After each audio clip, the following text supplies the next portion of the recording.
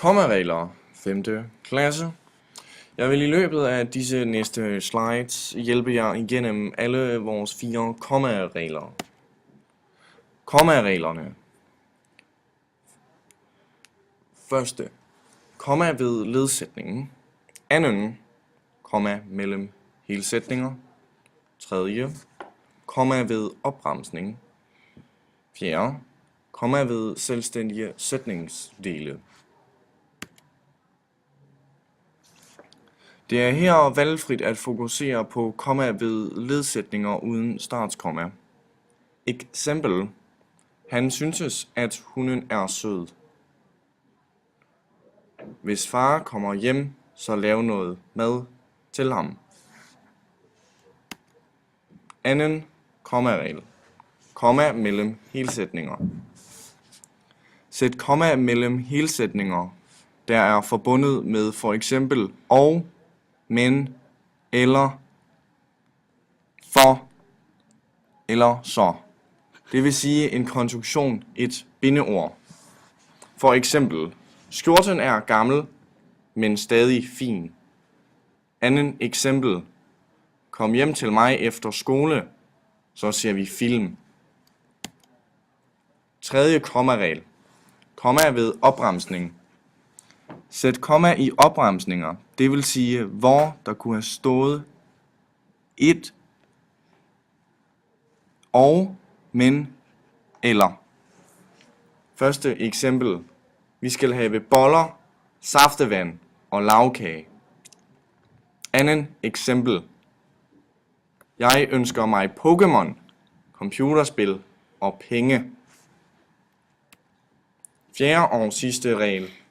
Komma ved selvstændige sætningsdele.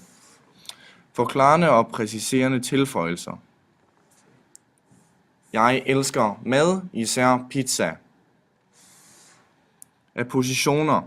Forklarende og parentetiske tilføjelser. Den største by i Jylland, Aarhus, har de bedste is. Parentetiske ledsætninger, også kendt som bisætninger. Min kusine, der kun køber dyre is, har aldrig nogen penge. Quiz. Og her kommer der så en quiz. Den første sætning er: Drengen, der havde en hund, var meget glad. Hvor tror I kommaet skal sættes?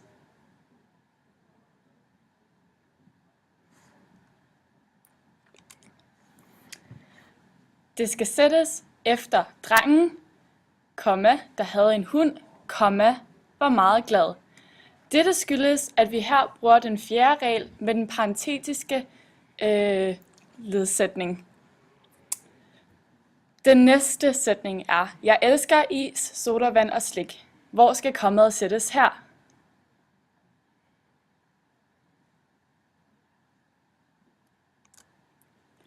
Det skal sættes efter is, da dette er en opremsning, det vil sige regel nummer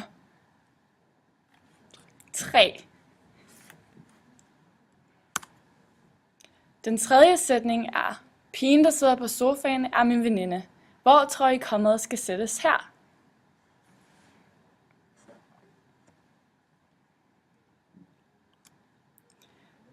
Det skal sættes efter sofaen, og det skyldes, at vi her bruger den første regel med ledsætningen.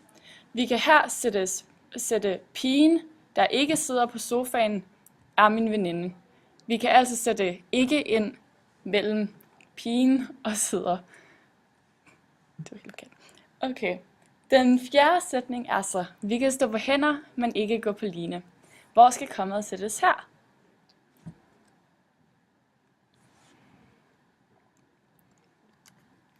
Det skal stå efter vi kan stå på hænder. Dette skyldes, at det her er en helsætning, fordi at vi netop har men, fordi der skal sættes komma før men. Yes. Det var super godt, børn.